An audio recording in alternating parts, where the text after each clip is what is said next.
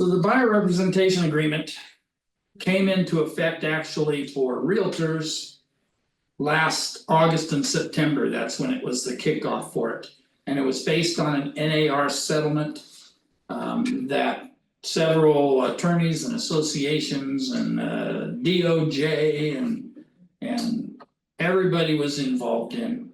And they came to a settlement that said that we're not, at that point in time, we were not properly identifying representation. We were not properly getting compensation from the right people. There were states that were fighting against seller having to pay buyer's commission without the buyer, or buyer broker commission without the buyer broker knowing about it. And there's a lot of transparency issues that they felt that we needed to clear up. And the way that they decided and settled on clearing it up was that every property, when it is shown, which is why I'm covering this now before the RPA, because every property, either before it is shown or at least when it is shown, is supposed to have a buyer representation and broker compensation agreement. And any kind of an agreement requires a couple of things, but one of the things it requires a term, which is a length of time or something. It requires compensation. And so that everybody knows when they're signing up that they understand exactly what's going on. So this agreement came about not that long ago. But I'm going to cover it real quickly, and we can certainly ask questions along the way. But obviously we have names up here. This is the name of Century 21 Masters, and you can put your name in there next to it if you want. I didn't put mine in there, but I will be signing it at the bottom. But anyway, and whoever the buyer happens to be. So I'm coming to this agreement ahead of time, and then it talks about the terms. First term is obviously the representation period. So how long am I going to represent you, Mr. Buyer, in the sale of this property? Well, or the purchase of any property. Well, for the next 3 months is what I'm guaranteeing on this thing, and we can't go longer than 3 months without an extension. And so we would have to get a modification if we went longer than 3 months. Hopefully we can find them a place within that 3 months. But that was the term that was decided on to be the legal and the most acceptable length of time. So on the BRBC, it's a 30-day term. That's what we have on here. And that just means that for the next 90 days, I'm going to do my best and we're going to talk about that in just a minute when we talk about the broker responsibilities, but I'm going to do my best to find you a property and negotiate a deal and hook you up with a lender and all the other things that happen. I'm going to represent you in finding a property. Next thing here is type of representation. Now it defaults to non-exclusive. And non-exclusive means that if I'm not doing my job, they can find somebody else, kind of. If I have say I have a property that is extremely unique that they're looking for, and I'm going to spend a lot of time looking, and I'm going to spend hours and hours. In fact, I had an agent yesterday that talked to me and said, I was in Oceanside, and she said, I probably have 500 miles on my car and about 30 hours plus 2 offers invested in this guy so far, but he always wants to underbid. He wants to go so far under that nobody will even bother to counter us. Well, there comes a time when representation, the buyer may not like us, or we may not like them. And so there has to be some outs there. And so by leaving it as a non-exclusive, you have options to cancel without too big of a problem. Or if you have somebody that you're really looking for a unique property for, then you might want to go with the exclusive. Now, some people go with the exclusive all the time, but I can tell you that unless you're willing to, and you'll see here in a minute when we talk about the broker involvement, but unless you're really willing to get involved with somebody heavily, exclusivity is probably not a great idea, that's why they have the default as non-exclusive. But you can decide that with your buyer, whoever your buyer is. The more time you're gonna spend on it, maybe you wanna make it exclusive, but then you have to realize that if it ever didn't materialize and you didn't get an offer, then are you really representing them right, and should you be? So it's kind of a tie down that you may not wanna get into. Property type, okay, so this gives us a lot of different properties. We can identify that with a checkbox. This isn't live, so I can't check a box, but single family residence, or are we looking for manufactured home, or are we looking for commercial, or are we looking for whatever? What is it that we're trying to find for them? And if it's just broad-based, find me anything type thing, you probably wouldn't have one of those check boxes, but in most cases, you'll have either a single family residence or a manufactured home. You'll have something identified.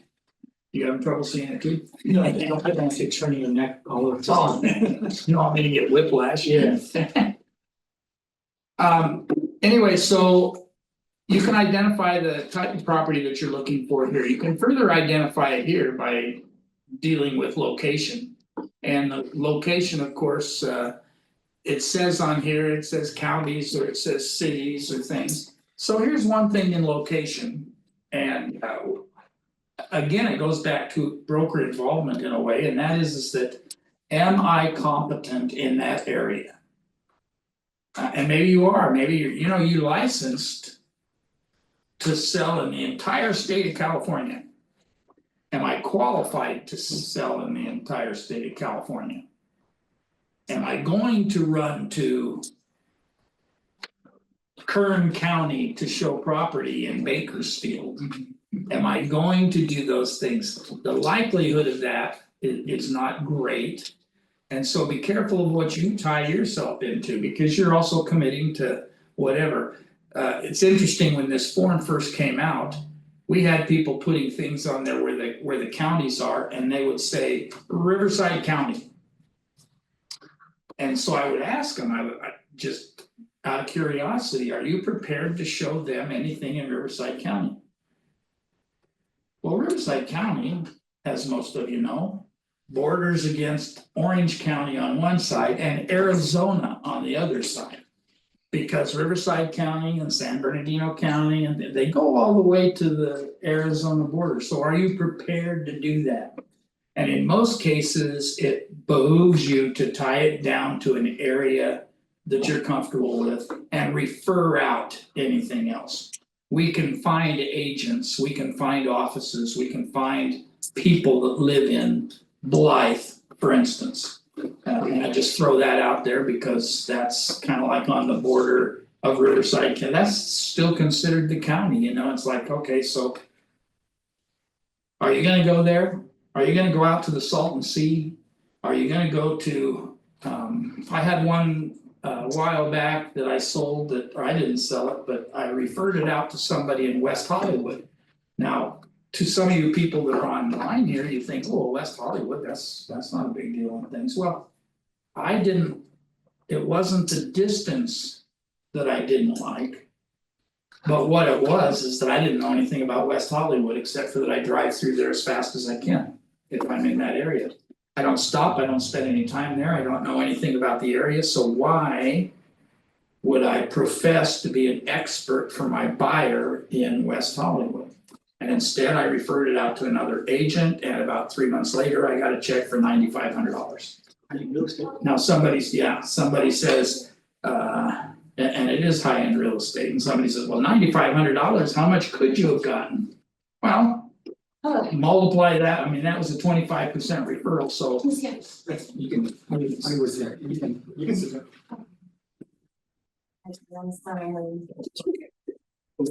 That's okay. Yeah. Except that we Am I? couldn't, Darius? Darius, nice to meet you, I'm Jennifer. we couldn't get any additional copies because it said when we tried to print them, the copy wasn't working. Nobody's ready yet? Yeah, why don't you give it to Kylie and see if Kylie can print it for you. So that we have copies to look at. Alright, we're looking at the buyer representation. and- Buyer representation agreement. And we just got started on it pretty much, so Alright, anyway, so competency is a big thing. mhm, That's a big issue. If you don't feel comfortable in an area, then don't do it. okay. Refer it out. That makes the most sense for your client. And who do we represent anyway? We're trying to do the best interest of our client, and if I'm not capable of. Capable maybe is the wrong word, but if Bakersfield is not the place that I know real well. Or if Sonoma is not the place that I know real well. Yeah. Is this yours? Sorry. Then, do I wanna go sell there? And the answer to that in most cases is probably no. You can't. You're licensed throughout the state, so you can. But can you? And that's always my question. I mean, if somebody called me and says, we had an agent not too long ago out of the Marietta office. That his brother, who lives in San Francisco, called him and said, I have somebody who wants to sell a house here. And his brother's not in real estate, but he says, are you interested in listing it? And so Harry said, yes, I'll come and talk to him about it. He went up and talked to him. It's like $4 million property.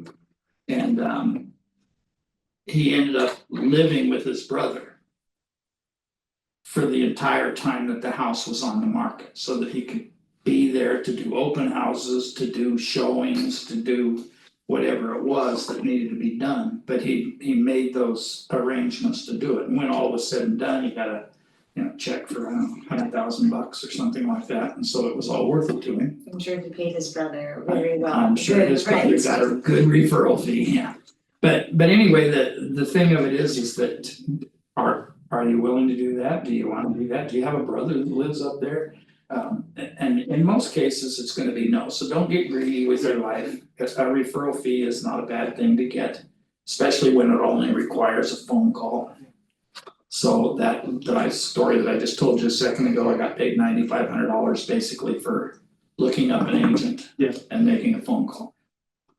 And so that's the direction it should hit. So when you identify here areas that you're going to hear, we're sitting here in Canyon Lake today. So, Go ahead. what's the company's policy on showing before using it? Because when I was working at KB, there was a Berkshire Hathaway agent. And a buyer who wanted the agent to show them the models. The agent said, I'd love to, but I can't because we don't have a buyer's brokers agreement and my brokerage prevents me from doing that until we have a buyer brokerage agreement signed, and unfortunately, I don't have one with me. So, Don't have one with you? yeah, Don't even have a computer? yeah, The law is what we try to stick with. okay, And the law says that you will have a buyer representation and broker compensation agreement signed before, prior to showing property or as soon as practicable. Okay. And that's that word, that as soon practicable. And so I always think, what the heck does that word mean? You know, it's kind of a stretch on thing, but as soon as practicable, so. The as soon as practicable is prior to writing an offer. You can't submit an offer without having the BRBC signed.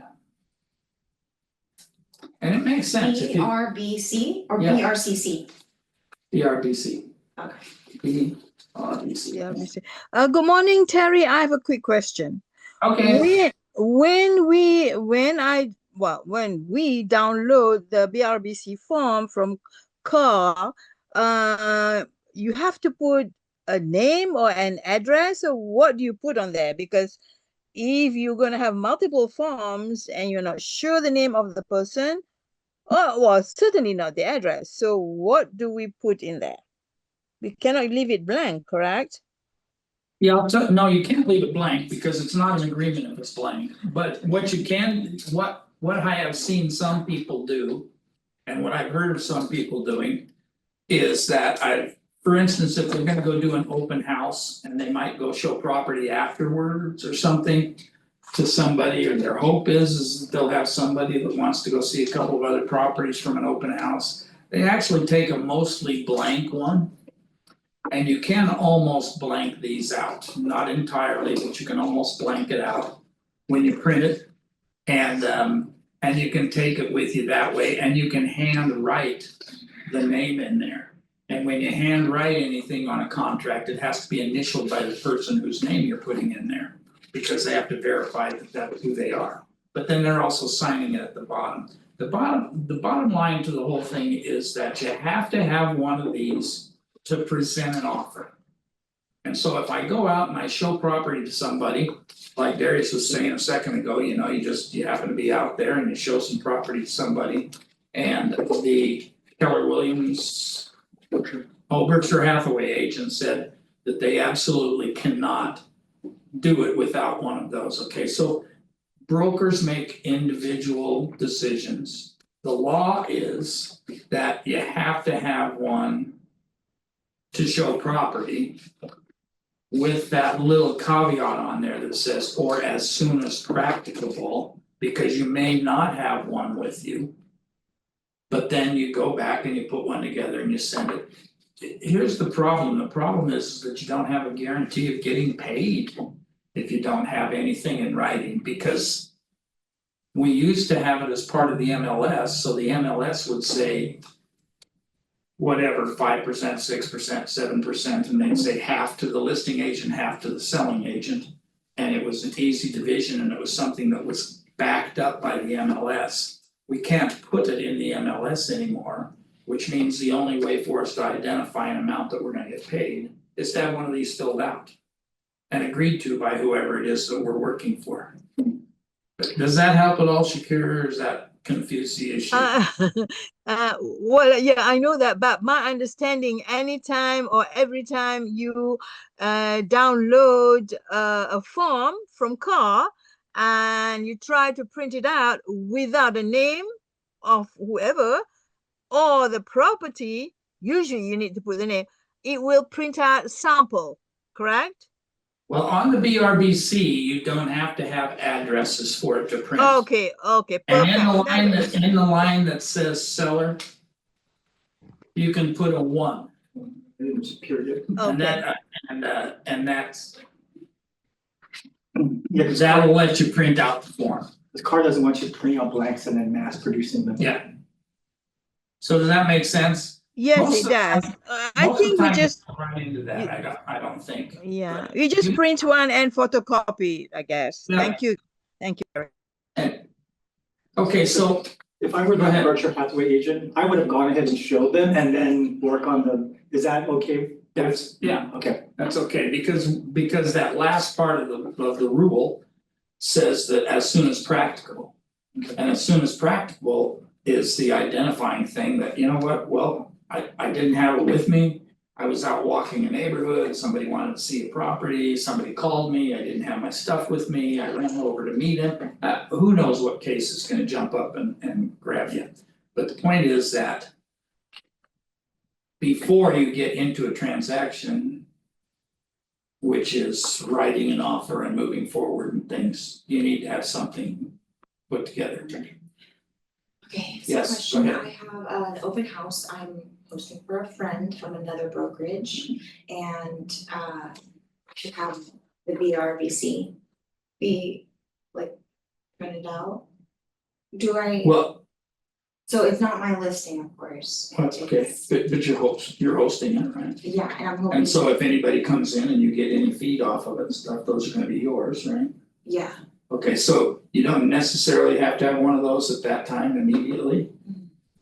But you will have the OHND, the open house, oh, non-agency advisory, that's I need to have that that. everyone has to sign that comes to the open house? should. Wait, what is it called again? OHND is how it prints, open house, Oh. non-agency, That was one of our last classes. Yeah. Alright, anything else, any other things that I need for this open house? not necessarily for the open house. Now, what you will do at that point in time, we have two different agreements. One is if somebody said, so, and this won't happen. Well, at least it won't happen often. But that is if somebody says, that's it, I wanna buy this house. You know what, Terry? with Did that happen to you That will first? probably happen. Good for you. Well, there's another form that is called the PSRA, and it is a property showing and representation agreement. And it's only a 3-pager and identifies a specific property, it's got some addresses in there, you can put that, if they said, I want this house, where do I sign? So it's like a one-time showing. Yeah, it's like here, it's, you show it here and you put the address in and it's identifying that property. It's only good for 30 days, so it doesn't give you a lot of time to show them other properties, that's when you would use the BRBC, is because that gives you 90 days. But in that case. And you know what, I don't care what time of the day it is or anything, if that happens to you, call me. And let me know. It's funny that you mention it because a long time, it's probably 5 years ago. And we had a new gal that was with us.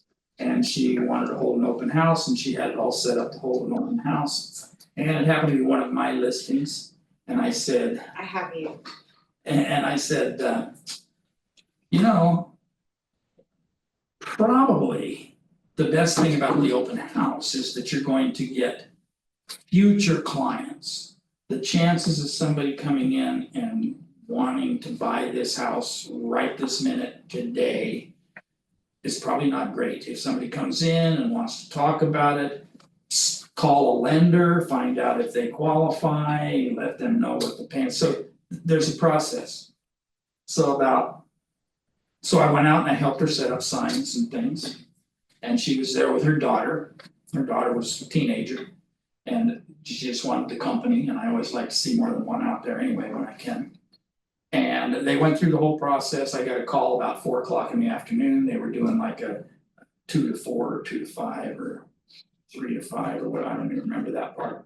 But I got a call about 4 o'clock in the afternoon and they said, Terry, so these people wanna buy this house, what am I supposed to do now?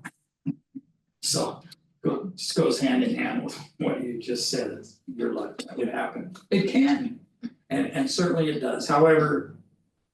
If you fall back on some of the training and advice and stuff that you get as far as getting people pre-qualified and everything before you go too far into it, it usually gets you in a position where you can go back into the office or something else, so rarely, if ever, would you have to put it together on the spot. Now, I said that and you're gonna call me. Anyway, alright, so. We decide on what we're gonna show them, single family residence or whatever, we decide on where we're gonna show it. And again, pay attention to those things, counties are big sometimes. Riverside County is huge, San Bernardino County is huge. There's others that are kind of like overlapping, so you don't notice the difference as much, like you look at an Orange County versus San Diego County is huge, I mean, they're all big counties unless you get over in the Orange County, LA, Ventura County, where they kind of all run together a little bit, so it might be a little bit different for people over in those areas. But for the most part, pick a spot that you can actually sell property in and that you can do a good job for the buyer. I know this area, I work this area all the time, my office is down the street, my office is only 1 city away. And so I put on here Canyon Lake and Murrieta, those are pretty close properties, you could do Menifees if they were interested. But pay attention to what you're doing because you're actually representing the client. Alright. So. Let's go to the thing that everybody gets nervous about. And that is amount of compensation. Well, how do I explain that to people? Well, the amount of compensation. We have a broker compensation addendum that you could have them read if you wanted to, but I would encourage you to read it. Because what it does is explains the various ways that I, as your representative, have a chance to be compensated. And I wanna make sure that I have a chance to get paid for the work that I do, that's fair, right? Yeah, that's fair. So. What we're gonna do is we are going to put together this compensation agreement. And it's gonna say, and notice I wrote sample only and highlighted and everything, I just put 3% in there, just that, I just put that number in there, you guys can do whatever you feel like you're gonna do with people and things and. And you can make those decisions yourself. I would say that. Be careful not to undervalue yourself. We have one going on right now. But I hope it'll go through, I think it'll go through. But anyway, I got a call from one of our escrow officers. And she said, Terry, what am I supposed to use as compensation on this? And I go, well, what do you mean? And she said, well, I have a BRBC that was written up in February. Okay, well, based on the 90-day thing, that one's expired, hasn't it? So I said, do they have an extension on that? Well, I called the agent and asked if they had an extension on it. And they didn't have an extension on it, but what they did was they sent me a new one. So now we have an accepted offer because it's in escrow. But we don't have a BRDC. So the identifier is what they wrote on the RPA, which we're gonna cover here in just a minute. But the bottom line is that agent was all out, so basically they have, oh, and two of the BRBCs, they sent one in on the 14th and one in on the 15th, and the one on the 14th said they wanted 2% compensation. And the one they sent in on the 15th said they wanted 3% compensation. The buyer signed all of them, they're all signed. Right. But to escrow now, they're confused as to what they should do with it and things, and I think what they were doing is, when the seller agreed to pay 2.5. Which they did on the residential purchase agreement. The agent moved it to 3 so that they covered the 2.5. Right? You don't have to pay more than what's agreed to in the BRBC. But they wanted to make sure that they could cover it, so anyway, it was a big scramble, Right, and then but go ahead. when I was at KV, they would pay a 2% broker co-op, some other developers will pay 3%. But the language is, when they counter back, is up to whatever their maximum is, or what is stated on this form. Mhm. So I always tell agents when they bring an offer in, I said, we pay up to 2% or what you have on your VRCC, so if you have less than 2%. I recommend that you revise it before you submit your offer, because whatever is on this form is what you're gonna get paid. Yeah. So. And revising it is easy, there's a form for that, as you might expect. There is a BR, it's an MPBR, which is modification of terms to the buyer representation agreement. And it's a single page and you can re-identify things. But the important thing is to think back to the date that I said a minute ago, as soon as practicable. Well, it opened escrow on the 7th, so is the 15th practicable? No. It's not, it doesn't make any sense at that point in time. They had a DocuSign so I could see the date stamp and everything on it. And anyway. So we get one of these taken care of, we decide on a compensation, make sure you know how much, don't think you have to give your life away to start out with. You can renegotiate your life during escrow if you have to, or getting into escrow. But don't be afraid to put down numbers there that you can value yourself at. What is industry standard? There is, I can't There's tell no you such thing. industry standard, because that's what, Yeah, that's what, price fixed it. yeah, that's what it wiped out. Yeah. And it even says on here, in the highlighted area, or the unhighlighted, the one here, it says. The amount or rate of real estate commissions is not fixed by law, they're set by each broker individually and may be negotiable between buyer and broker. You can see my rate of compensation is. Yeah. But there is no industry standard as such. They're kind of, if you talk to people that have sold houses in the last 10 years, they'll say, well, isn't it about 6% or isn't it about 5% or whatever? And it depends on what area you're in. We have areas that are that were at that point in time doing 5%, 6%, 7%. We have different types of properties that were doing even more because they were, I guess, for lack of a better word, they were low price value, there just wasn't the value there. Yeah. So if you sold a house, if you sold a mobile home somewhere and it was $12,000, then do you wanna make 5%? or 2.5%, no, I wanna make an amount, now, I'm not gonna work unless I can get $3,000 or whatever number you put on it and things, and so. The variation is huge, and so there isn't an industry standard. Okay. Sorry to go through the whole thing, but It's good information. alright. Continued right for property, okay, so now we've decided on something, we decided on whatever price we think we're worth. And then. Just below that, right here on E.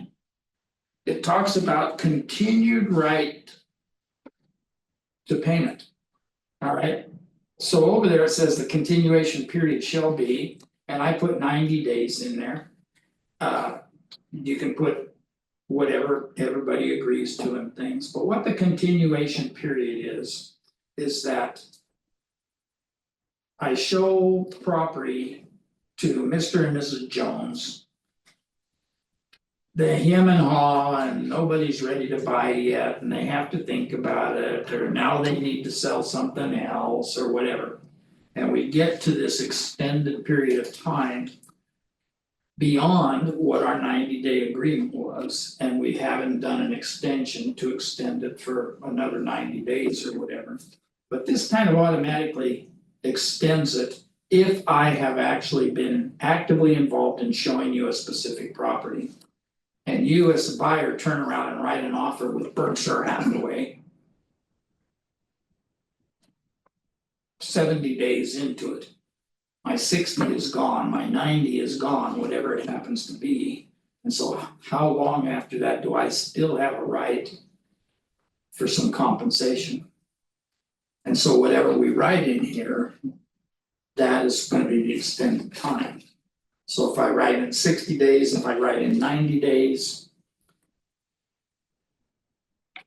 And make it reasonable, So 90 days from starting from when, after this? 90 days after it expires, it's a continuation. So it says that basically I showed you this property on Banana Peel Way. On this date, and it was during our representation period. You chose not to buy it, or maybe we wrote an offer on it. But your offer wasn't accepted, somebody else's was, now. Sometime later, the property comes back on the market, those buyers are still interested, you didn't do a good job as an agent of keeping up with them, keeping in touch with them. Contacting them regularly and talking to them, and they bought from Berkshire Hathaway instead. So it's 90 days for, on any property that you were the procuring cause of? Yeah. Okay. And not for like something new Yeah. that they sell, okay. Right, yeah, they can buy other property from other people because it's non-exclusive, so if you aren't doing your job or you aren't keeping up or you gave up after that first deal fell apart or whatever. Okay. Then they have the right to go to somebody else. So stay involved with it, okay? Let's skip over a couple of things, you can read through these obviously. But a couple of things that I wanna touch base on, one is broker involvement, which is right here. And you see the broker involvement, and let's just look at what that means. Just so that you know, so buyer physically entered and was shown the property by the broker. Broker showed the property to the buyer virtually. So that's okay, you know, I went out, I took a couple pictures, I sent them to you or something like that. Broker submitted to seller a signed written offer from the buyer to acquire the property. Broker performed a market analysis related to the property and reviewed property specific documents and disclosures with the buyer. And the property was introduced to the buyer by the broker. For which the broker acted on buyer's behalf. So all those things kind of make sense, but then there's that little end sentence that says, however, merely sending them a list shall not be deemed involvement. So for me, just to sit down at the MLS screen and pull up all of the 4-bedroom, 2.5 bath, single story houses in Canyon Lake and sending it to them. That's not involvement in the eyes of the law. So what if you send a list and then attached to that list you had, for each property you wrote something, an opinion or what? Is that considered? Probably not. No, not acceptable? I'm not saying it's not acceptable, I'm saying that probably if you, see, one thing about this is that, and we all have questions, obviously, which is good, questions are good. That'll bring about a result eventually, but the thing of it is this is so new, this started in January. Yeah. So I mean, we've had basically 5-6 months to kind of start hashing through things and stuff, and so we haven't had a lot of cases brought before pro standards with CAR or in front of the DRE, so these things haven't been tested yet, that's what I'm saying.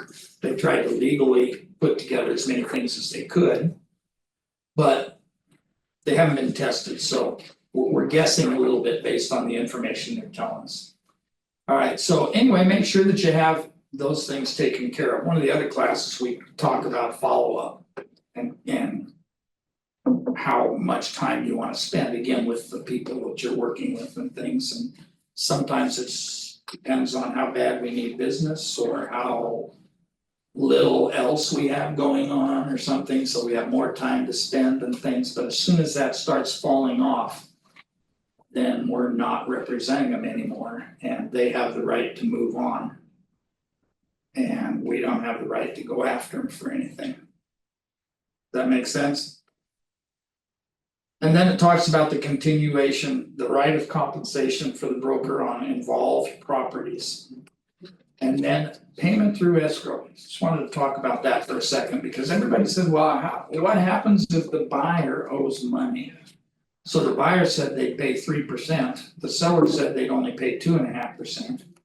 I decided I worked too hard and I was still worth 3%, so I can go to the buyer and say, oh, Mr. and Mrs. Buyer, I have good news. Really, what? Well, the good news is that they have accepted your offer. However, they're only willing to pay 2.5%. And you agreed to pay 3%, so that means you only have to come up with 0.5% to pay my compensation. And then they may look at you and go, well, you're worth it, by golly, you know, you did everything you were supposed to do and took us to lunch and all those things and stuff. Well, if that kind of thing happens, then obviously we can get it paid through escrow, just like we do anything else. We can do an amendment to escrow for the extra half. We can give them a escrow copy of the BRBC that shows that they're paying, that it's a 3% compensation, but the seller's only paying 2.5%, or whatever that number happens to be. It can still be paid out of escrow. It's not like the buyer has to write you a check outside of escrow. They'll just have to come in with extra funds to close. And as long as we'll have that all in writing and everything, that's okay. It can be done that way. Okay. So I think we need to, from a standpoint of time. Are there any questions on the BRBC in general? Usually the questions all come about on the first page anyway. But are there any questions in general that people have about the Yeah. BRBC? Well, it's kind of a question. I download the forms, and this is the RPA that Caroline sent to us. I don't see the BRBC form in there. I know you No. guys have it because you guys printed it, yeah. No, it's not part of the download of the Okay.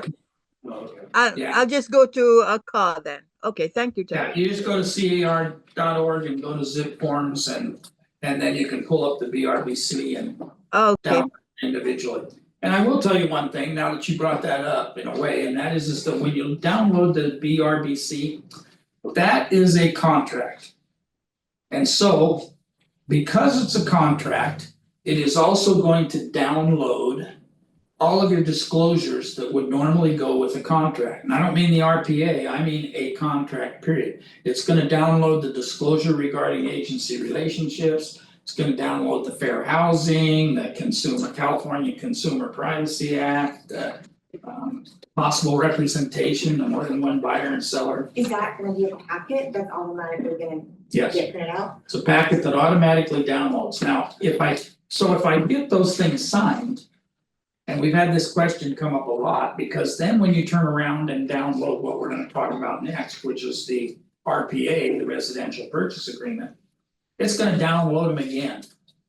Well, if you have them signed by that person for the purposes of this transaction or within a couple of days of it or something like that. You don't have to have all the others signed as well. So when you pull it up, it's gonna, when you pull up the BRBC, it's gonna give you the disclosure regarding agency relationships and all the others that are going to be re-downloaded for you when you click on the residential purchase agreement. You only need one set of those. You don't need one set for each of those. Does the company at every office have buyer and seller packets already pre-printed that we can just grab when we're on the go, or does everything have to be done through card forms or zip forms? Everything has to be done through car forms. So there's not pre-printed that we can manually handwrite things, okay? We used to have those, we call them grab and goes. Yeah. However, they change forms so often. And they make updates and everything else so often and things. And then you really don't have. So if I print a bunch of blanks. And then I need to go back to it. To modify it with some amendments or addendums or something like that. Where do I do that? What do I upload it? How does CAR know that I even have it? They don't, because all they have is a bunch of forms. From you that has a number one or a period in the address. And that's all they have, so there's no documentation there that you can go back to and add forms with. So Terry, you are suggesting we carry like our laptops with us at all times? No, not necessarily, but what I really recommend, because I'm not saying that's a bad thing, I have mine with me all the time, Your iPad, but tablet? yeah. But I don't recommend that you spend a lot of time. In the field, so to speak. Trying to put an offer together. Get them back to the office, have them talk with a lender if they need financing. Get all of those things taken care of prior to. Sitting down and putting together an offer, so then you're sitting at your desk, or, you know what, I've written offers at McDonald's before. The McDonald's over in Paris. You know, I had to meet somebody there, we were out showing property somewhere in Moreno Valley or something like that. It's like I'm heading back and they call me and they say, we wanna write an offer on that, well, I didn't wanna give up a chance to write an offer on it. So I said, okay, where can we meet? Well, let's meet at McDonald's. So we went to McDonald's, they had Wi-Fi. So especially with So- me, I'm a new industry baby, so you're saying get them to the office and then, yeah, well, that makes sense. Yeah. Don't rush anything, I would not even know what to Yeah, do or say. That's the key, it's like, and then the other thing is that we're supposed to give them copies of everything that they sign, we're supposed to give them copies of. And so that's difficult to do if you're, So just so we understand the available resources, does every office have a computer that if we need to come in and write a contract, or do we have to bring all this? Well, you wanna be logged into your stuff. Yeah, cause you can log in, change the. I hate remembering my passwords to everything. Yeah, I'm just wondering, like, if, let's say. when you say every office, it gives me pause. Yeah. Because I can think, like, for instance, we have one computer in here. And as I think offices, most of them do have an office computer that could be utilized if it needed to be. Because this is my last brokerage in San Diego, we had 10 offices, and they said that any office you can pop in on the weekends and write up an offer if you needed to. Well, you definitely could do that no matter what, but the laptop would probably be, if you have a laptop, it'd be best to have it available to you if you're actually gonna be doing real estate. But it's probably, but most of the offices, I think, have a computer bank. The bank may be one computer, but they have a computer bank that you could go in and use, and you certainly can use the printers and copiers and all of those things. Okay. So let's go to if we can move beyond the BRBC. And I hope you feel a little more comfortable knowing what to fill in there, it's not as hard as you think it is sometimes. But let's talk about the residential purchase agreement, it's a little more detailed. Still try to get out of here in time. Give or take a minute or two. But. Let me go back to the start.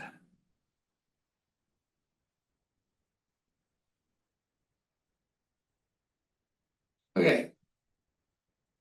So what I said before still stands, and that is that when you download this, you are going to get downloaded several disclosure forms. They're not disclosures about the house. They're disclosures about the relationship and things. And this, that packet, so to speak, that you were referring to, this will, when you click RPA in zip forms, residential purchase agreement. It automatically downloads 5 disclosure forms for you. And those 5 disclosure forms, as I say, they don't have anything to do with the property. They have to do with identifying our situation, our relationship, what our responsibilities are. And it lets the seller know, or the buyer know in this case. Where all the perimeters are.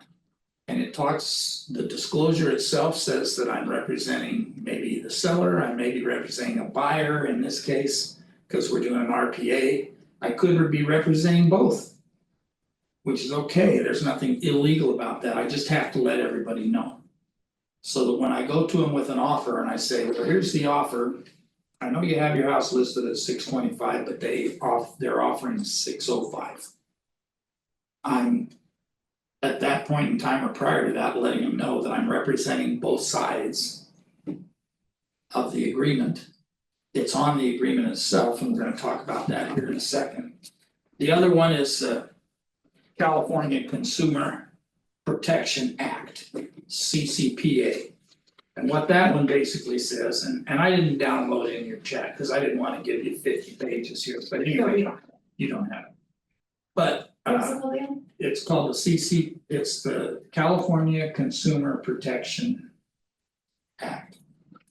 And it's, what it is it basically says that you will be providing a lot of personal information as we go through this transaction. You're gonna be giving us bank accounts, you're giving social security numbers so we can run credit checks, we're gonna, like, I could go out and buy a new car with your information. Doesn't quite say that, we don't want to, but we're letting them know that any information they give us. We don't sell it, we don't put it on the open market, you know, there are, I mean, anytime you look at anything online. Don't you start getting things from all kinds, don't you start getting the same thing from other places? Because they turn around and they sell your information, we don't do any of that, we don't move it any place that it doesn't go. If you fill something out, it stays here, and at the end of everything, it's all going to get downloaded onto. Through SkySlope onto a. Basically, it's gonna be in the cloud somewhere, I don't know. And everything else gets shredded and thrown away, we don't keep actual paperwork around so that somebody would have access to it and things. We have to keep things for 3 years. And so we have a storage facility that everything gets sent to. And it goes there for 3 years. And at the end, it all gets tossed. And so we protect your information, we only give it to the people that need it. There's also one in there that talks about fair housing. And we don't have to go through too much of fair housing because we all know what fair housing is. I can't steer as an agent, I can't say, ooh, you know what? You're kind of a cute young thing and this is kind of an older community, I don't think you'd like a house over there that has all the big trees and things like that, I think you'd be better over here. Or I don't do racial shifts. Well, you know, this side of town is all fat white guys, you probably wouldn't wanna live there. you probably wanna live somewhere, I can't do any of that stuff. So we're not doing nationalities, we're not doing race, we don't care about marital status, we don't care about any of those things that come out as far as fair housing goes. We don't pay attention to any of that. Somebody wants to see a house over here, the only explanation we can give to them is, well, that house is in a 55+ community. You don't look 55 to me, so you probably won't be able to live there, but you certainly can buy it if you wanna buy it for mommy and daddy to live in or something else. You can certainly buy it if you're contractual age, you can buy it. So anyway, we can't discriminate for any of those things. There's another one that talks about wire fraud. And we're not trying to panic people, we're just trying to disclose some things. And the one about wire fraud, basically says that you know about wire fraud. You know, we do a lot of our transaction takes place with wire. Okay, you're gonna buy a house, we're gonna write up an offer. The lender is gonna ask you for money, they'll probably, for appraisers and things, they'll probably ask you to wire it to them. They'll give you wiring instructions. When you get your escrow instructions, you're gonna have wiring instructions, because at the end, you're gonna have to wire your down payment to them. And the reason we do everything by wire is because it's more efficient. And everything happens more quickly as a result of wire. If you wrote me a personal check, would that be just as good as the wire from your bank? Well, it would be just as good monetarily.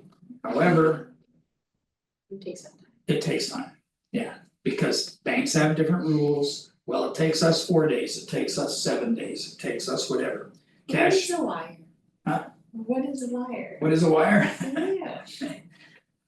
Yeah.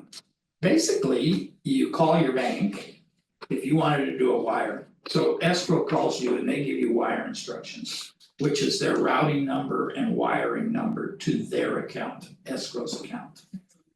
And you call your bank and you say, would you please wire $57,000 to, and you give them the wiring instructions. And then and of course, they'll ask you all your ID stuff or your PIN numbers or whatever, they'll try to verify that you're who you are.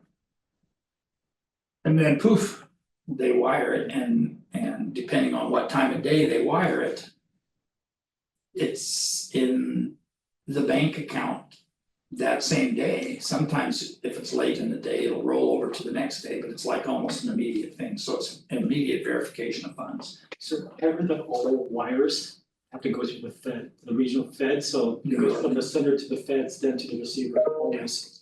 But So it's not always instantaneous. no, and it's not instantaneous, but it's very instantaneous comparatively, because I mean, it'll happen in the same day if you do it in the morning. In fact, if you get the wire done before 1 o'clock, it'll still get done that day. The reason 1 o'clock is because it does have to go through New York. And when it goes through the Fed and they verify it and turn it around, it's 1 o'clock our time, but by then it's like 4 o'clock their time or something, so, but yeah. And then they have their money, and then the money's in there right away and. But, that being said, you know how every good thing has a bad thing, just about, it says that in the Bible, you know?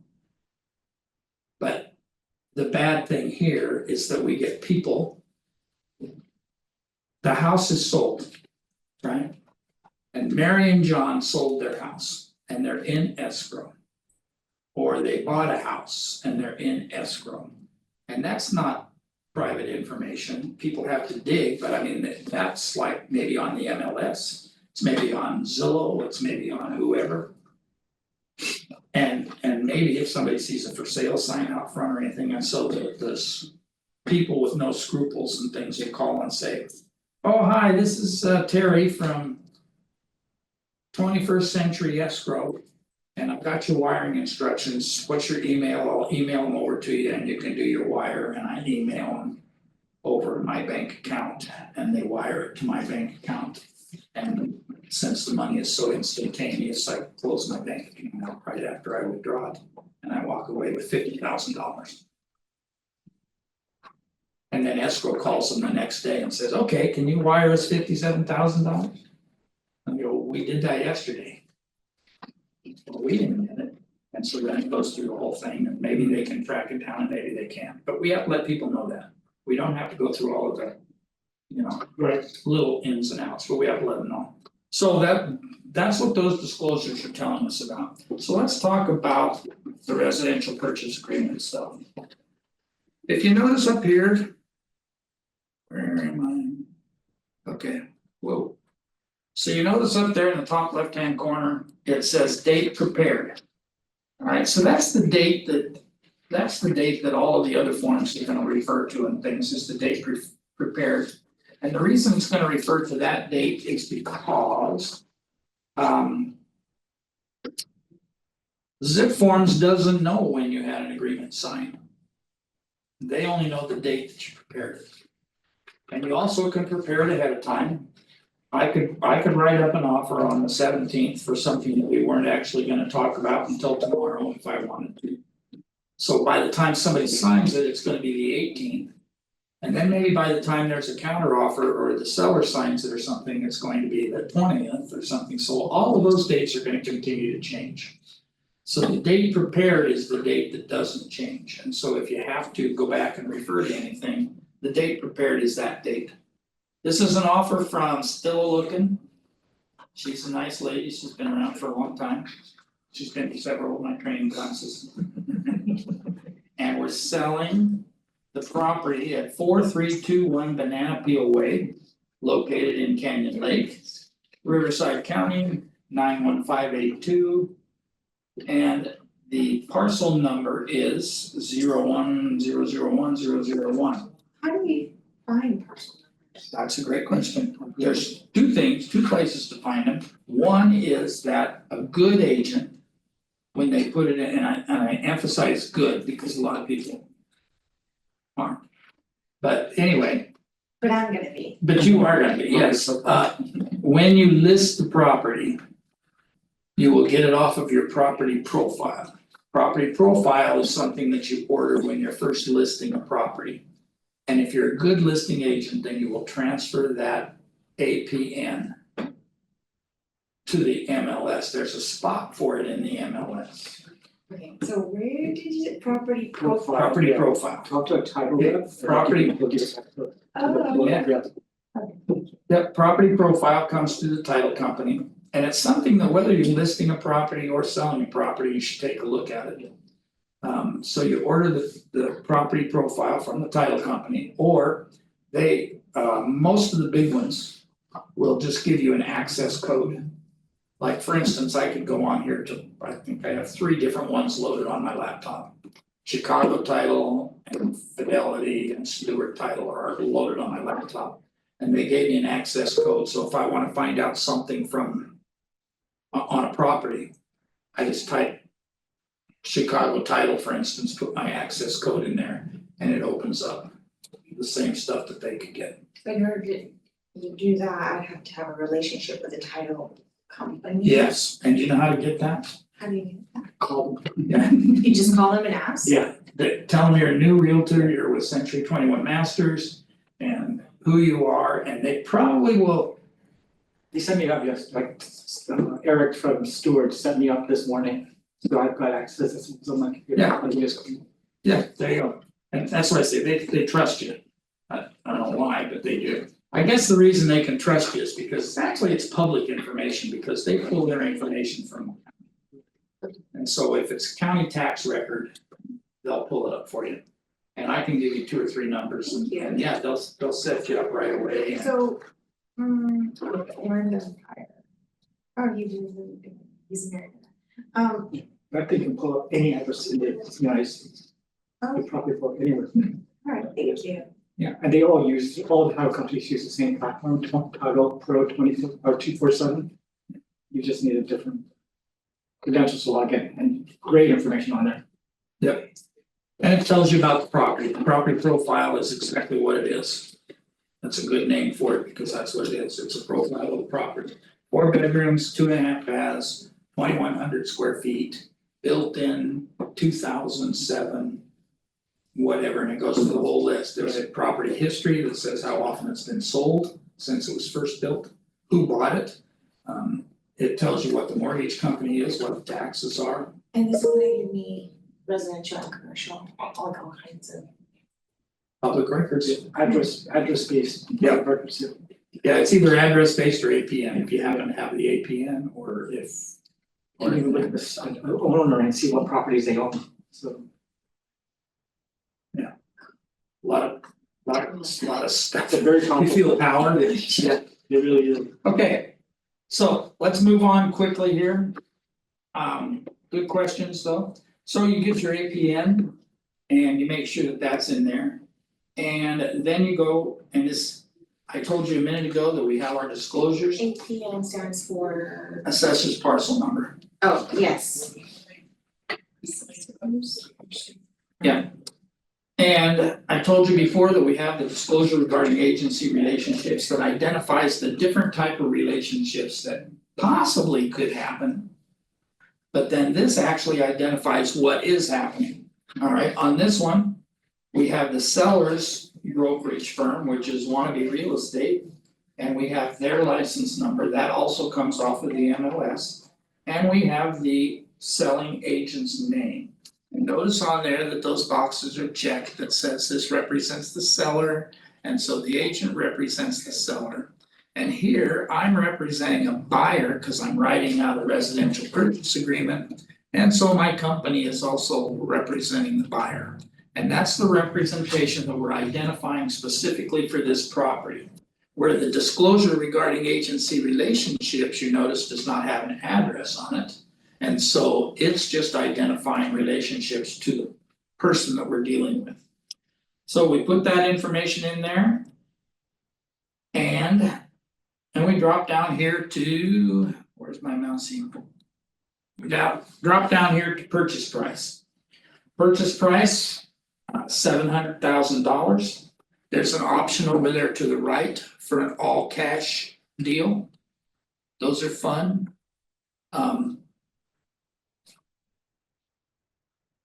Usually we can lessen closing times and different things like that. I wanna make sure you understand one thing about an all cash deal. An all cash deal means that that person has all cash to close the deal. Don't get confused with somebody who's going to borrow money from their bank of dad or from the sale of another home or an insurance claim that's going to happen. None of those things are cash. They may all pan out to be cash eventually. But people will even write them, you'll get investors writing them and things that say all cash because they think, well, okay, the seller's gonna think all cash. But they're actually getting a hard money loan from somebody, and a hard money loan is a loan that, they call. I don't know, Mr. Hard Money, and he says, yeah, he says, I'll loan it to you, and here's what it's gonna cost, it's 10% interest, and I want it due in a year. And he'll set up something, but that gives the person cash to close on it, and of course, that person has the hope of refinancing it within the next year or 6 months or whatever. That is not cash, that's a loan. I need something from that person saying not only that they're willing to loan that money in a hard money case, but I also need to know that they have the money, so I need to have pre-qualifying things from them. So if I have all cash, really, all cash is something that I determine by looking at a bank statement or a 401k or something like that that shows that they actually have access to liquid cash to close this. And so don't be confused by the guy, well, I'm gonna pay cash for it after I get my house sold. Well, that's not all cash, that's contingency, right? Because somebody has to buy his house in order for him to have all cash. So if you have those kind of things going on, it is not all cash. And I see that happen, I can't even tell you how many times we see that on contracts, people get confused by the fact, I mean, it is all, oh yeah, we're just gonna pay cash for it, oh, okay, well, where is that cash coming from? Well. I had one not too long ago that told me that. Shoebox money. Well, shoebox money. Well, that's pretty hard, I mean, what are you gonna bring it all into me and we're gonna sit here and count it together and things, I mean, it's it needs to be put in an account somewhere where we It's can. gonna be seasoned. Yeah, we have to show where it came from because they have to fill out tax information on it and things like that, so just remember, all cash is all cash. Do you have a bank account that says that it's got all cash? Do you have a 401k that you're closing out and drawing the money out of? Because maybe you have those things, but I need to see those things in order to put myself on the line to another agent and another broker saying that I have an all cash buyer. So if I'm paying cash, or if they're paying cash, I wanna know where the cash is coming from. And I do it nicely, I don't do it the same way I do here in class. It's like, oh, okay, all cash, that's a great position to be in and things, I'm gonna need a bank statement showing that you have the cash. Oh, well, we're cashing out a 401k. Alright, I need that information then to show that you actually have $700,000 in there that you're going to be able to pay cash with. The paper trail. Yep. So I need that. How many days is it gonna take to close escrow? Well, that's a good question. Hopefully. What you'll see, and you talked about industry standards a little while ago. On a different subject, but still, we were talking about industry standards. And I can tell you, if you ask all the agents that are online and agents that are out there, they'll tell you that the things that they see written most often are like 30, 45, or 60. I thought it was like, I've heard of like 14 days, 21 days. Cash, all cash. Possible. But it's not gonna close that fast most of the time. The thing of it is if you're dealing with a lender, and on this offer we are. But if you're dealing with a lender, the first thing that the lender has to do, hopefully you've already pre-approved your buyers. You've already had them talk to the lender has gone through and done a pre-approval thing on them, they know what their credit is, they know if they're behind on any bills, they know how many bills they have. They know what their income is, it has to be verified, of course, but and it can change, because I've seen that happen a lot, where one day somebody has enough money for a down payment in the bank and the next day they don't. Because they bought something that they shouldn't have or something, so things change. Income changes. The amount of people that you have in a household that are paying bills changes. Mr. and Mrs. broke up. Or Mr. and Mrs. one of them lost their job or things, so things change, so it's in flux. But what happens is they have to apply for the loan. And the lender will pre-qual as much as they can, but until they know which house you're buying, they don't know what to pre-qual you for. They need to get the house and the price, and then they can work their way backwards based on the credit, and then they can do their verification of employment, which sometimes is quick and sometimes it's not so quick, because verification of credit is really quick. But verification of employment is up to an employer to send you out the information. You email them, they email you back, you email them, they email you back, whatever, and so sometimes that bottom line is that it's 14 days is not going to happen very often. So, but there is no absolute dates, but you'll see most of the offers that you have written will be written like 30 days. 45 days, if it's a VA. Or if there's other GSE government sponsored. Entities that are helping with the loan or something else, then it takes longer because you have to have other people reviewing and things. So, talk to your lender. Right, you talk to your lender. And you say, okay, here, pre-qualify these people, Mr. and Mrs. Jones wanna buy this house, or no, in this case. Stella Lookin wants to buy this house, and so I need to have her qualified. Or pre-qualified, and they'll do the pre-qualification process and hopefully find out all they can.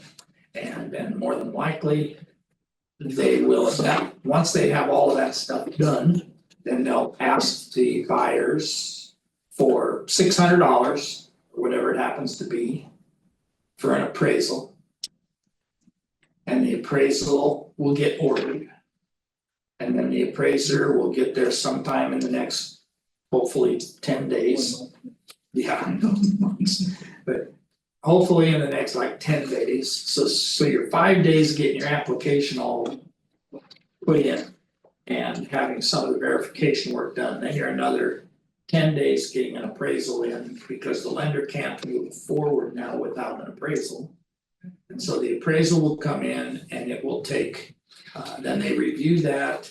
They look at everything, they make sure that they have their package complete, they make sure that they have their verification of employment, their credit check, their bank balances, their most recent bank statements, their last pay stubs, whatever they have to get together. And they submit all of that to, the processor then submits all of that to underwriting, who goes through and reviews everything and makes sure that everything that they're doing on their loan matches the paperwork that I have here, so that I can officially say, okay, it's okay to fund the loan. And then it gets funded. And so it's generally, even if everything went slick as a whistle. And Derek, you've done a couple of these before and things, they all go slick as a whistle. Yeah, there's almost always, and I say almost, cause there's a couple of times, but almost always, there's some little wrench. Yeah. That gets thrown in the works. I had one that just closed the 3rd of July. And it was in escrow for the second time with the same people. But we had to change everything because the wife lost her job. Now, individually, he still could qualify, but that required that all the paperwork be redone. Cause now the lender didn't want her on the loan and things, and so then everything had to be redone. So 14 days is very lucky. Okay, just so you know, process wise.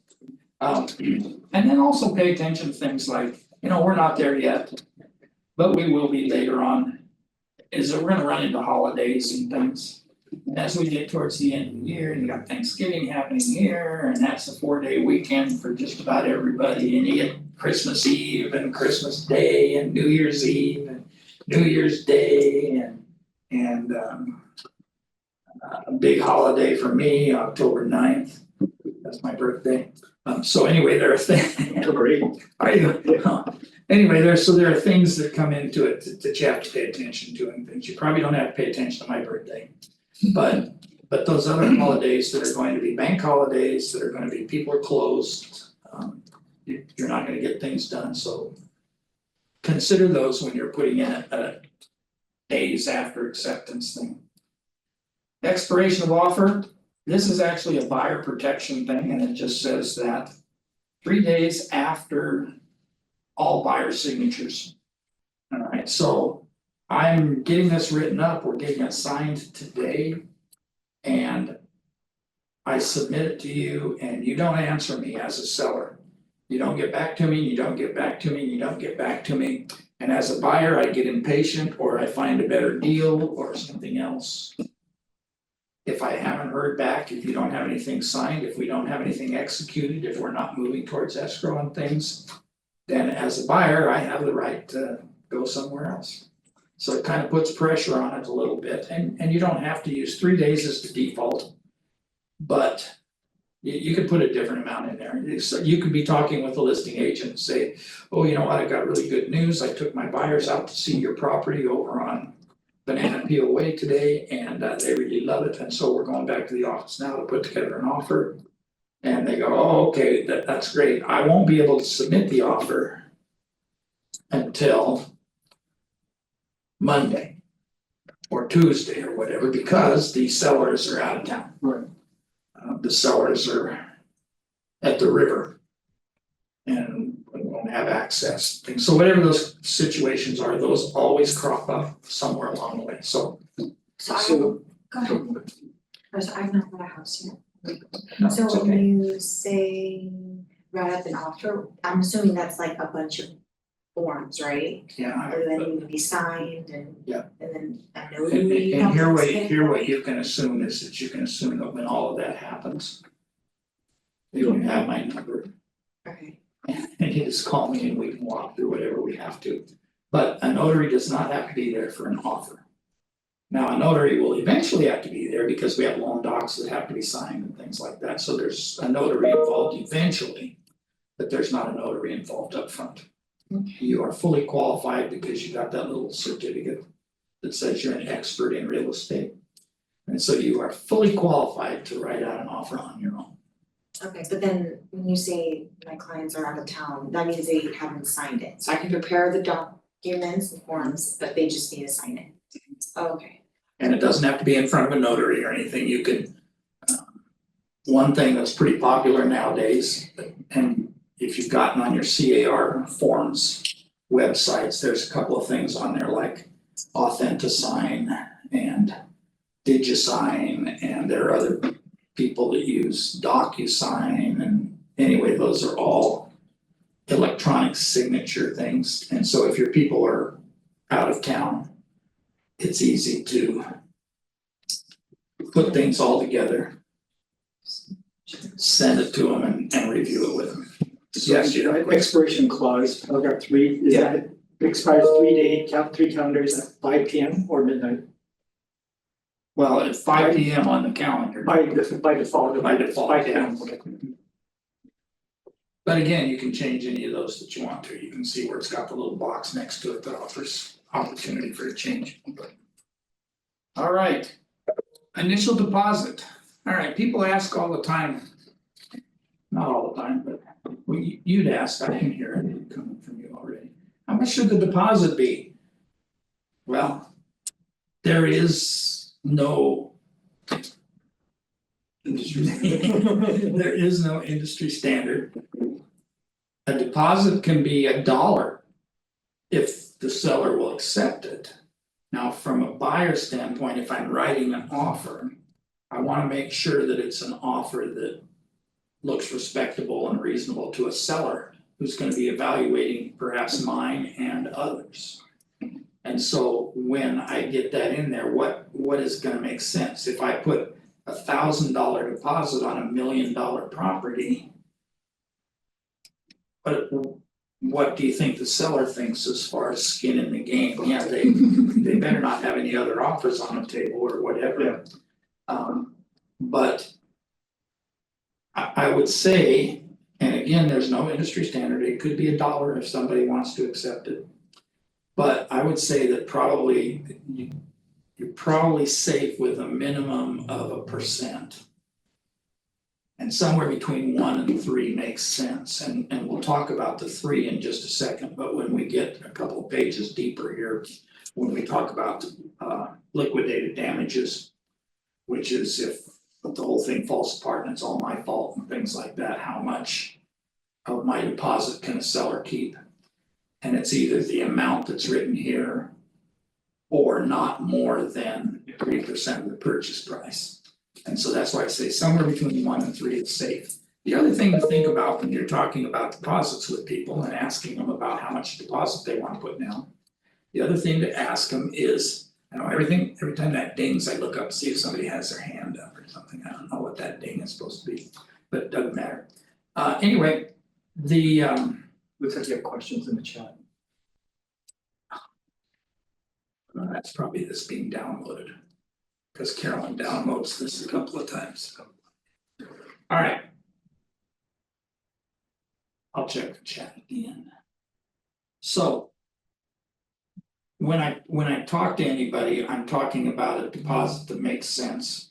And so that's maybe somewhere between 1 and 3% that's gonna make sense. And maybe if you're on. They're not gonna lose more than 3%, so it's not, they're gonna lose more than that if they put down $50,000 on a. On a $500,000 property, that's 10% down, but they wouldn't lose the whole thing, they'd lose 3%. So it kind of backs it up so that you have that option there. Alright, so this one happens to be 2%, and I don't know why, was numbers that I was punching in when I was doing this yesterday. Alright, so then a loan amount. Now the loan amount makes a difference. Guess where you're gonna find that information? Pre-qual letter. Exactly, pre-qual letter from the lender. The lender is gonna say that these people qualify for a. Yes, they can buy this $700,000 property. And they're gonna go conventional 5% down or whatever, they'll have that on the pre-qual letter, that'll say on there exactly what they're planning on doing. If the lender's any good, they'll tell us all that information. They may also tell us that that's based on, and I wrote in here 6.87% interest rate. And 1 point to obtain the rate above. And I only wrote those in there just so that you'd look at them and things. The lender will give you any information like that. That's one of the. One of the advantages of getting in front of a lender, other than the fact that you know that they can qualify for it. That it also gives you the guidelines of how to write the offer. So that when you write the offer, you know that. I need to do this, I need to do that, we need this much money and they're gonna come up with this much down. So when you get very specific like that, when you put the interest rate and the points paid, is that to tie the buyer to that particular terms, or is it, because like what if they don't, what if, let's say the terms change? It's to protect the buyer. Okay. And what the protection is that I can't afford more than that. If the rates all of a sudden go to 7.25. I'm not gonna qualify anymore and I'm not willing to pay that much money, so it's a protection for the buyer. But if the offer is contingent upon loan approval, why does that matter? What, as long as you get loan approval, why do the details matter? Because I could get loan approval for more than that. As a buyer, I may qualify for more than that, but I may not wanna do it. Okay. Does that make sense? Yeah. It's kind of like on the house, we put $700,000 here and we're all gonna be trying to pre-qualify for that, and that's what the lender's gonna come up with and things. But you know what? I'm only coming in with $21,000 and I may have $1 million in the bank. But It also tells the seller whether or not yeah, you're dealing with somebody with reasonable terms. Yeah. Like it could be like four points, like that's unreasonable. Yeah. Yeah, okay. and we have a lot of those too. There's a lot of lenders that made a lot of money. Back in the day. Alright, the last thing on this page. That we'll talk about for just a second is if that lender comes to you. And the buyer's there and everybody talks and stuff, and the buyer needs. To get to a position where they have 20% down. And they don't have 20% down, but are there loan programs available? Where somebody could get a second loan, or maybe there's a down payment assistance program, or maybe there's a and you don't have to remember all these right now, but as they come up. It'd be good to tie in with a lender and have them just explain things to you and stuff, plus I think we have a class on. Cycle of a loan somewhere down the road. But anyway, it's a good idea to tie in with lenders that you trust and that you know. We have a bunch of them. I don't even know how many we have right now. We probably have 50. Yeah. You know, I mean, they're all up and down the state, of course, but we probably have them all over the place. Somebody for you to talk with and somebody that you feel confident. That when you talk to them, they're looking out for the best interest of you and your client. And they're not looking out, we have people in life, we have realtors in life that are like this too. We have realtors that. Work for. A commission. And we have realtors that work for their clients. And there's a huge difference, there's a big gap there, because if somebody is working for their commission. Not that you aren't worth it, not that you don't deserve it, but if you're working for your commission, then sometimes you're doing things that. Aren't always best for your client, and we need to stay. As a representative of our client all the time, that's where we absolutely are. Alright, but there are other loans available, if there are other loans, if somebody's gonna do a 20% and they've got they've got Cal Alpha or. Any number of programs and things that are gonna give them 20% as a second loan, those need to be identified here. Right, so that shows the seller and it shows the seller's agent that you're getting. Instead of $685,000. You're getting. They wanna do a 20% down, now what's the advantage of a 20% down? No PMI, mortgage insurance. And mortgage insurance can be. Depending on the price of the house, it can be pretty significant and things. Can add $200 to $300. Yeah. Or more to the monthly payment. And it can wipe them out of that chance, it's easier, it's better for them being the client, it's better for them to have a second on it. Which is a loan that'll be paid off in a shorter period of time and things than it is. For them to try to finance the whole thing with PMI. What does the P stand for? Pardon? Brian didn't really.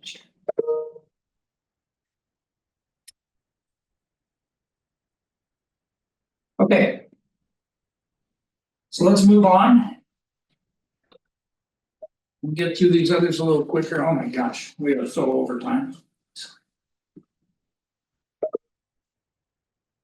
Alright, so let's talk about seller credit.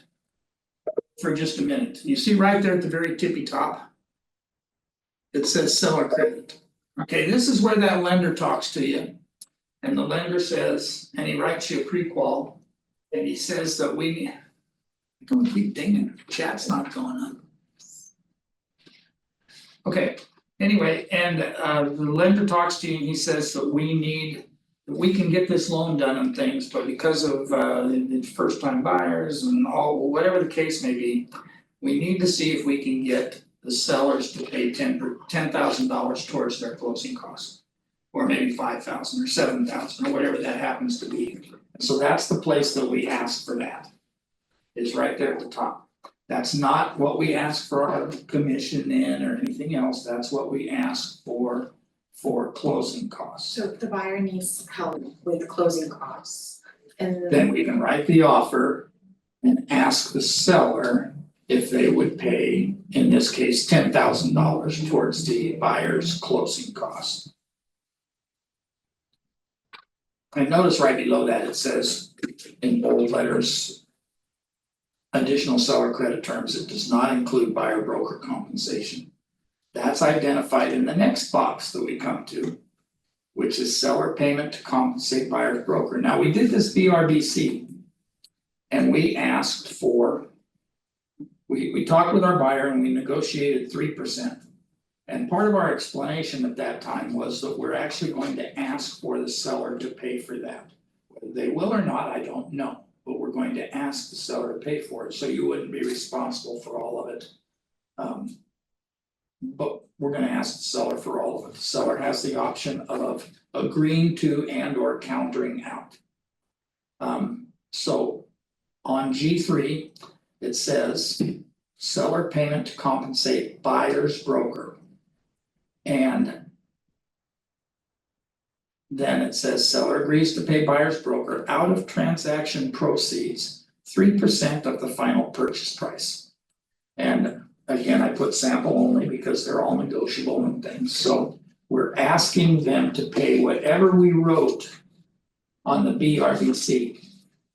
When we wrote the BRBC before and we went over it, we're gonna ask the seller to pay for that.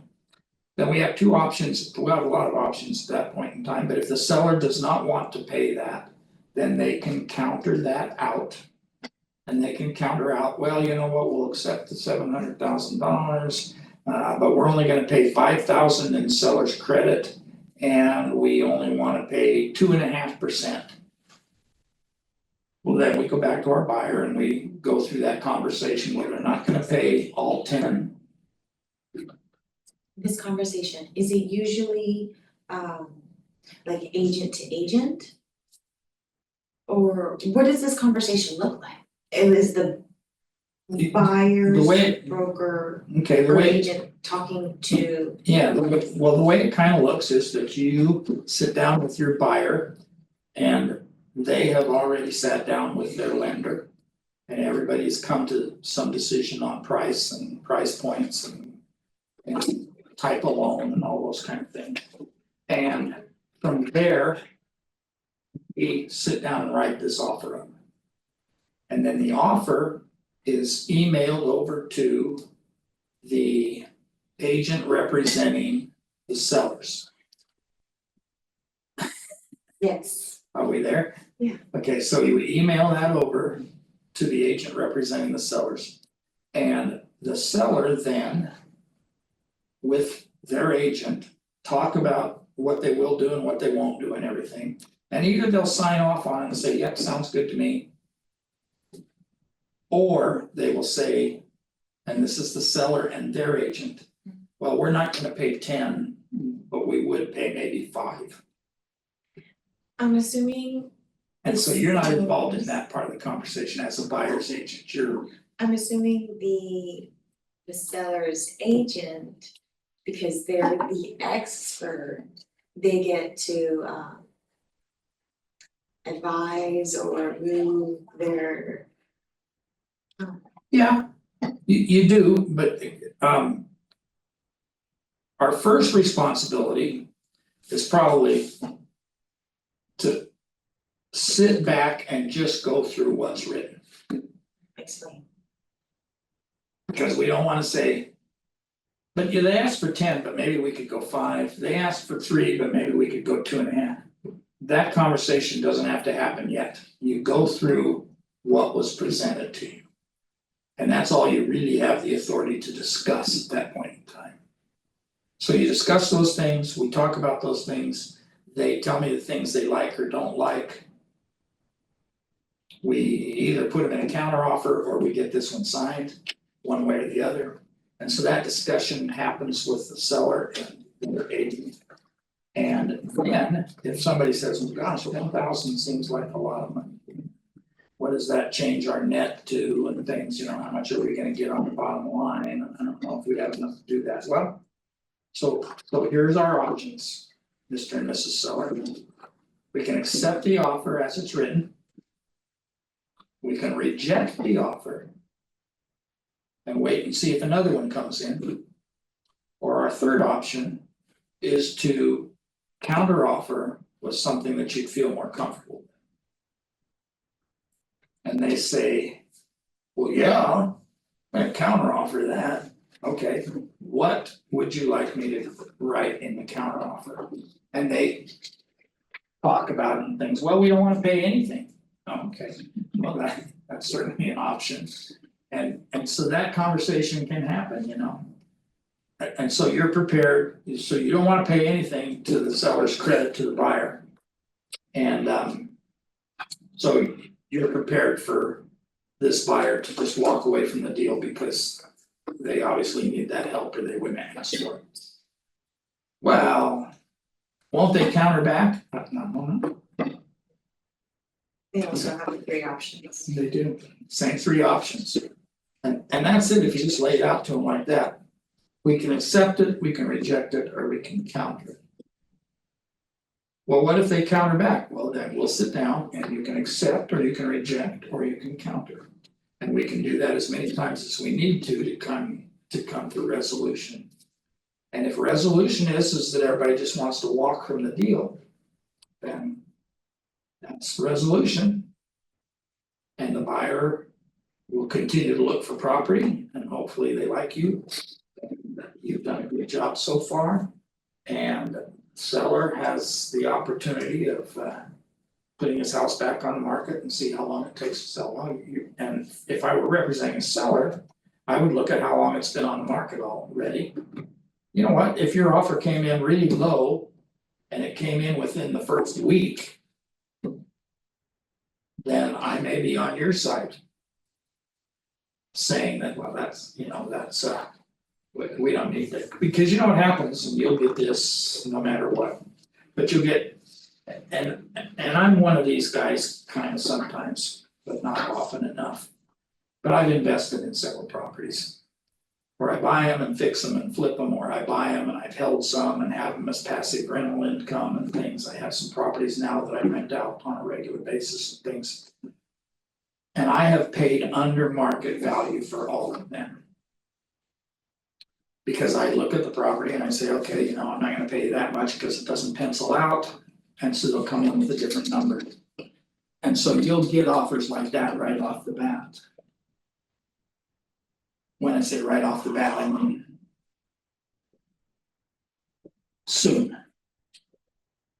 And then the more serious buyers, it takes a little longer. Some of those investment buyers don't even look at the property, they just look at what comes out on the MLS. Alright, so let's hurry through the rest of this page. I know all you guys might have to bring lunch next time or something. Okay, so anyway, let's talk about. Are we moving here? Oh, there we are. Okay, let's talk about contingencies. So as we're looking at these things, we have contingencies. There's a whole little list from L down, talks about contingencies. The first one is a loan contingency. If it's cash, then there is no loan contingency, right? So I can check that box over there that says there's no contingency. If the appraisal, obviously if it's cash, I don't have to waive the appraisal contingency if it's cash. If I'm writing a cash offer, do I need an appraisal? No, not necessarily, but would I like one maybe from an investor standpoint? Possibly. So just because it's cash does not mean you automatically waive the appraisal. The other thing is if it's a loan, you don't ever waive the appraisal. Because the lender, regardless of how much money you're putting down, I'm buying a $700,000 property, but we're only getting a loan for 300, so we probably won't need an appraisal and things. No, that's not the way it works. The lender is giving them a loan based on the fact that they're putting 50% down, but they're still looking for value in the house. They don't want you putting down half as much when you're supposed to be putting down 2/3 or whatever it happens to be. So we still leave those in place. In investigation periods, that there's an opportunity to waive that, but don't ever let your clients waive that. You are doing a disservice to your buyers if you waived the investigation. You want them to have the time. Now you may change the times, it gives you options there. Say 17 is the default on all of those contingencies. For looking at reports, for reviewing termite reports, for having a home inspection done, whatever it is you're gonna have done. 17 days is the default time, but you can have less. You brought up 14-day close the other day. Well, does it make sense to do an investigation in 17 days if it's 14-day close? No, I should have it done in the first 5 days or something like that, so I can change those around. And I can make it more conducive to what the dates of the contract call for. But don't ever give up those investigation things for your buyer. Well, I don't care, I'm gonna knock down all the walls anyway, we're only gonna keep the wall that has a fireplace and then we're gonna rebuild the whole house around it and things like that. Okay, that's wonderful. But do you wanna go out and see the property and take a look at it and find out if what you're trying to do makes sense? Are you gonna go to the city and try to find out if what you're trying to do makes sense? Can you even do that? Is it zoned for that? There are things that we still need to investigate regardless of what's going on. There is a buyer inspection waiver that we're not gonna go over now, but we're gonna go over it in, I think maybe next class, but anyway, we're gonna go over a couple of things in our next class that have to do with investigations and corrections and things like that that go on. But the bottom line is don't give those things up.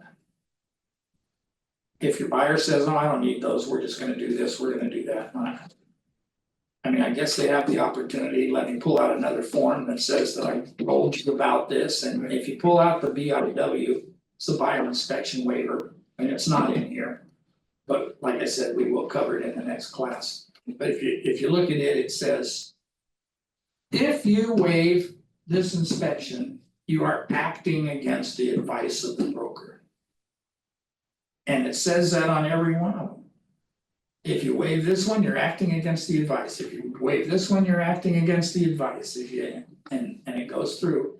So it's like, I understand as a buyer that I'm acting against the advice of the broker, so our advice is that they have to, that they keep the investigation times. And they can do it, like I said, in a short period of time, but don't ever give them up. We wrote an offer yesterday, I was helping an agent write an offer on a $2.3 million property. And the husband is the one that saw it, loved the house, it was perfect for him.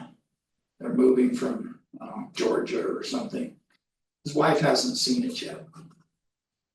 So I told the agent, you need to write in there that it's subject to interior inspection within a certain amount of time, and maybe that's 5 days, maybe if is she gonna fly out here on the weekend or whatever. You're gonna write an offer on a $2 million, you can't write an offer, you can, I mean, but from a buyer standpoint, you don't wanna write an offer on a $2 million property and hope that your wife likes it. I wouldn't do that. So I want my wife to like it at first. So keep those in place, I know that's enough on that. Time of possession, let's talk about that for a second. Upon recordation, so recordation is that everything's been done, escrow's been done, the loan's funded, everything's moving in the right direction. And title goes to the county. Whatever the county is, they go to the county with all of that documentation and everything's in hand. And the county processes everything and stamps here and stamps there and puts a date on this and signs that, and they do all of their work in the county. And once it's complete, they tell the title company, okay, this one is, the recording is confirmed. And then the title company calls escrow and us usually as an agent and says, okay, we're confirmed on 1234 or 4321 Banana Peel Way. Okay, so at that point, possession can be given, right? But the seller doesn't own it anymore, now the buyer does. And so the buyer has the right to have keys and mailbox keys and remote controls for the garage door and all those kind of things. But time of possession is upon recordation. Unless, and I'm not gonna go through the unlesses today. But unless there's something else going on, maybe I don't need possession, maybe I've got a renter in there. And I'm buying it with the renter in place.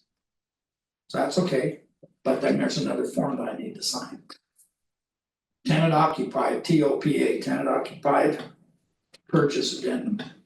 And it means that there's a tenant in place and I've worked out a separate agreement and we're gonna charge this much rent or whatever. So that can be done. Can you explain a little bit more about what this is? Is that like COE plus like a certain number of days for them to move or?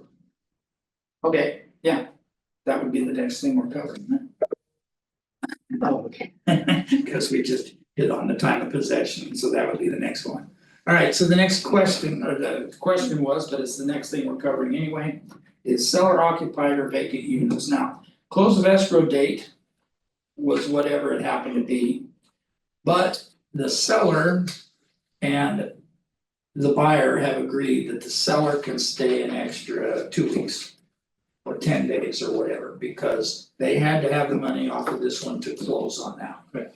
Their house was being built in a new development and it wasn't gonna be available for occupancy until whatever. And so there are two different forms, or two different ways that can happen. One is called SIP, which is seller in possession. Now, seller in possession just means that the buyer has given the seller permission to stay an extra so many days. And in the form that's the SIP, the seller in possession form, that identifies the number of days and whether or not there's compensation due. Yes, you can stay in the house for an extra 2 weeks, but we're gonna charge you $150 a day. a flat fee of $3,000 or whatever. And that seller, that means that you can move into the house, stay in the house. I own it, so I've already got some fees going on, right? I'm paying interest on a loan, I'm paying insurance, I'm paying different things and stuff on it, so. If you're gonna be in it 29 days or less, it is not considered a tenant landlord relationship. If it's 30 days or more, it's considered a landlord-tenant relationship. And I have to have an RLAS, which is a residential lease agreement, so I have to, if they need to be in there another 2 months. Then I need to have a lease put in place. And that's also in the forms. So if it's under 29 days and there's money due to the buyer, how is that paid to the buyer, in escrow or after escrow closes? No, it can be paid one of two ways, it can be paid in escrow, or it can be paid directly from the seller that stays in place. Especially if you don't have an exact date identified. Right. Now, if you're just going for 15 and everybody knows it's 15 and there's no doubt that it's gonna be 15 and things, then obviously you could charge accordingly. And it could be paid through escrow, it would be part of the money that the buyer would have to bring out of the, would come out of the seller's proceeds. So can they close escrow but yet still get paid through escrow after the fact? No, it would be paid at that time. Okay. Yeah, and so if there was any date fluctuation, it would have to be dealt with between the two people. By the way, I don't like doing it. I'm not a big fan of having people in the house that don't own it, because there's always, I kind of think to myself sometimes that kind of extends the inspection period. Right? Now that I'm in the house, or now that I'm not in the house or something, it's like, how do I do how as a buyer, do I know that the house is being left in the condition that it's supposed to be by contract, if I can't find out for another month? Right. And then once they move, and they've already gotten their money and stuff, and we've had them where, we've had offers where people have said, okay, we'll do the SIP, however. We want this much money per diem. And we want a $5,000 deposit. So that when I go in there as the owner finally, if there's damage that's been done that wasn't done originally, then I have apologies. I had a seller rent that situation once, and the seller ended up dying while they were renting back in the house. Oh, that's nice. Yeah. So what happened? It was just messy. The buyer didn't want, like, I wanna buy it now, and he died in it. And he owned the house, so he had to deal with it. Okay, I'm gonna wrap this up because we're way over. But we'll finish this up along with the inspections and corrections and things part that we go into next. The last thing I just wanna hit you with is that one of the things on N1, it says seller delivery of documents. Now, the seller has 7 days to get you into the documentation regarding disclosures and reports and NHD and all those things that are required. Unless there's a different date put in there. And then the other thing is that smoke alarms and carbon monoxide detectors and water heater strapping and all those kind of things, they all need to be done before the appraiser goes out there. Because if the appraiser goes out there and sees that those things are not done, then they are going to basically, they're gonna say that it's gotta be re-inspected. They have to go back out and re-inspect it, and guess who gets to pay for the re-inspection fee? The seller. And so I always tell my sellers that they need to have, and I look for it when I go in there, I look around, I look to see if there's smoke detectors, I look to see if there's carbon monoxide detectors, I look to see if the water heater is strapped, I look to see those kind of things. So that, and I'm doing that while I'm doing my agent's visual inspection. And so I tell my sellers, oh, you're gonna have to have this done, and this done. And we need to get it done quick because appraisal will probably be done within the next couple of weeks, and we don't want you to have to pay for a secondary inspection. All right. I'm sorry we took so long getting through this, but do you have any questions? Other than when are we gonna be done with this? Well, that's honestly, What all that beeping was, people dropping off the call. yeah, I would imagine, cause we went like almost a half an hour over.